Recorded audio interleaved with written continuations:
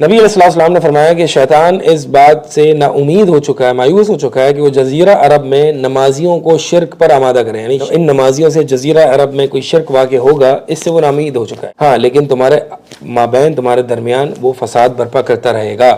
اب اس حدیث سے بہت سے لوگ جو ہیں وہ یہ دلیل لیتے ہیں کہ امت مسلمہ میں شرک نہیں ہو سکتا، حالانکہ ہم دیکھ رہے ہیں کہ واضح شرک ہو رہا ہے۔ لوگ مزاروں پر جاتے ہیں، لوگ قبروں پر جاتے ہیں، چادریں چڑھاتے ہیں، غیر اللہ کو پکارتے ہیں، یا غوث مدد یا علی مدد کے نعرے لگاتے ہیں، غیر اللہ سے مدد مانگتے ہیں، غیر اللہ کے نام پہ نظر و نیاز کرتے ہیں، چادریں چڑھاتے ہیں، غیر اللہ سے استغاثہ کرتے ہیں۔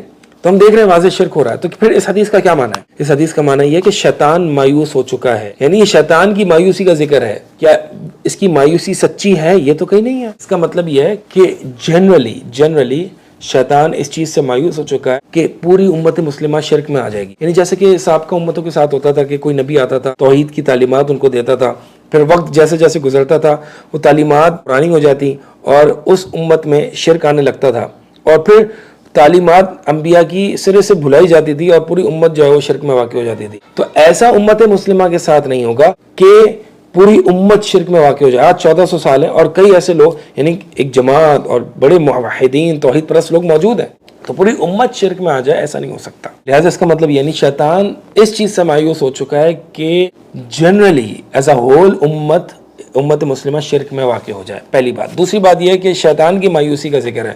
کیا مایوسی سچی ہے شیطان کی؟ تو شیطان کی مایوسی کا ذکر ہے، کیا حقیقت میں ایسا ہوگا یا نہیں ہوگا، اس سے یہ دلیل نہیں ملتی۔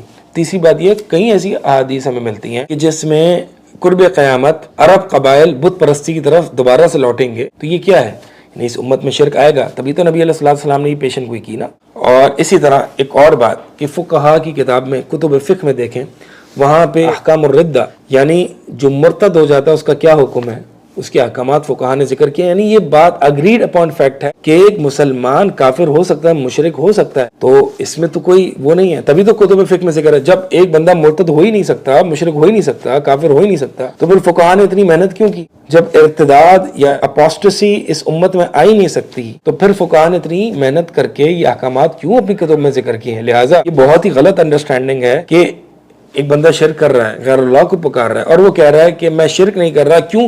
کیونکہ نبی علیہ الصلوۃ والسلام نے فرمایا کہ شیطان مایوس ہو چکا ہے اس امت مسلمہ میں شرک آنے سے۔ تو یہ بہت ہی غلط انڈرسٹینڈنگ ہے، کیونکہ ہمیں دیگر احادیث اور دیگر دلائل بھی دیکھنے کی ضرورت ہے۔ ایک حدیث سے غلط انڈرسٹینڈنگ اور پارشل انڈرسٹینڈنگ اٹھا لینا یہ کوئی جسٹس نہیں ہے، بلکہ اصل علم یہ ہے، اصل چیز حقیقت یہ ہے کہ تمام احادیث کا مجموعہ لے کے اس کی کمپلیٹ پکچر لی جائے، نہ کہ ایک حدیث یا دو حدیث سے ایک پارشل پکچر یا پارشل انڈرسٹینڈنگ لے کے اپنی فکر کو ڈیولپ کیا جائے۔ سبحانک اللہم و بحمدک، اشہد ان لا الہ الا انت، استغفرک و اتوب الیک۔